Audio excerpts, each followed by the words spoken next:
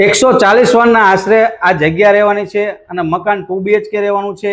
એમાં તમને જે દેખાય છે બધું ફર્નિચર આપી દેવાનું છે અને સાથે કહી દઉં કે પીઓપી તો જોવો ટનાટન પીઓપી રહેવાનું છે।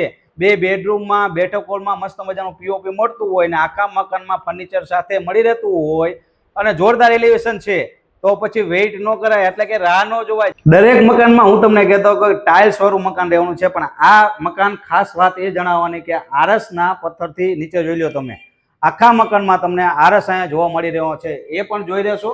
અને આ સાઈડ તમે ધાબે જવાની જે સીડી દેખાય છે તે પણ આખી આરસની રહેવાની છે। કેમ છો સુરેન્દ્રનગર? આજે તમારી માટે લઈને આવી ગયો છું 140 વાર આશરે જગ્યામાં બનાવેલું મકાન કહી શકો અથવા બંગલો કહી શકો। આવી જાવ રૂબરૂ, અંદર બતાવી દઉં કે કેવું રહેવાનું છે મકાન। અંદર એન્ટર થાવ એટલે મસ્ત મજાનો મોટો ગેટ મળી રહેવાનો છે અને પાર્કિંગ માટે સરસ મજાની અહીંયા જગ્યા પણ રહેવાની છે। અહીંયા 2 અલગ અલગ વોશરૂમ અને બાથરૂમ તમને મળી રહેવા છે। એટલું જ નહીં, ઓલી સાઈડ તમે જોશો એટલે એ બાજુથી એન્ટર મેન ગેટ રહેવાનો છે। ડબલ ગેટ સાથે તમારી માટે લઈને આવી ગયો છું મોકાનું મકાન। તો આવી જાવ અંદર, રાહ ન જોઈ। અંદર એન્ટર થાવ એટલે સરસ મજાનો બેઠક હોલ મળી રહેવાનો છે। આ બાજુ તમે જોઈ લો 1, 2 અને 3 હવા ઉજાસ માટે બારી પણ મળી રહેવાની છે। ઉપરની સાઈડ તમને પીઓપી રેડી મળી રહેવાનું છે। આ સાઈડ તમે જોશો એટલે બધી જ ફેસિલિટી આ હોલમાં મળી રહે એ બધી મળી રહેવાની છે। ટીવી યુનિટ પણ આપેલું જ છે મારો ભાઈ।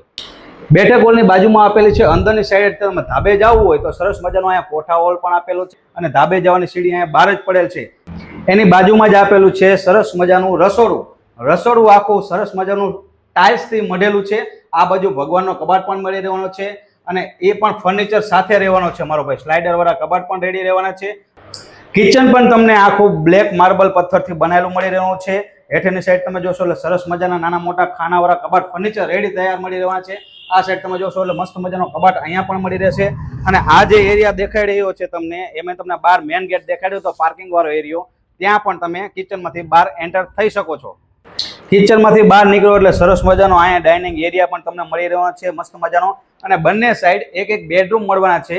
સાથે તમને કહી દઉં અહીંયા એટેચ વોશરૂમ બાથરૂમ બેની વચ્ચે કોમન આપેલું છે। તો ચાલો તમને ફર્સ્ટ બેડરૂમ બતાવી દઉં કે કેવો રહેવાનો છે। બેડરૂમની કન્ડિશન અહીંયા પણ તમને પીઓપી રેડી મળવાનું છે। હવા ઉજાસ માટે બંને સાઈડ બારી મળી રહેવાની છે અને ફર્નિચરની તો વાત જ ન થાય મારો ભાઈ। જોરદાર ફર્નિચર સાથે તમારી માટે 140 વારની આશરે મકાન બનાવેલું છે। તો વહેલી તકે ડિસ્પ્લે ઉપર નંબર આવી રહ્યો છે, ઝડપથી કોન્ટેક્ટ કરી લેજો।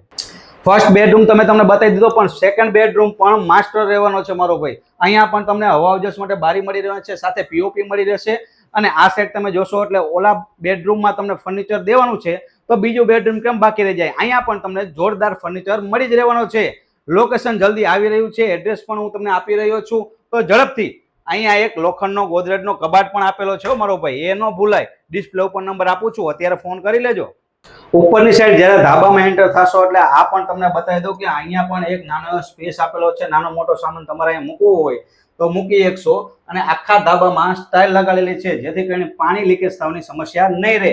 તો વહેલી તકે આવું મકાન મળતું હોય તો ફોન કરી લેવાય મારા ભાઈ। ક્યાં આવેલું છે આ 140 વારનું આશરે મકાન? આ સાઈડ તમે જોશો એટલે વચલી ફાટક વાળો કુંથુનાથ બાજુ જે રોડ જાય છે એ પડશે। અને આ સાઈડ તમે જોશો એટલે પંચોલી સાહેબના દવાખાના વાળો રોડ અને સરોદય હોલ, એ બંને સાઈડ જે રસ્તા જાય છે તેની વચ્ચે બ્રહ્મ સોસાયટી 4 આવેલી છે, ત્યાં મકાન આવેલું છે।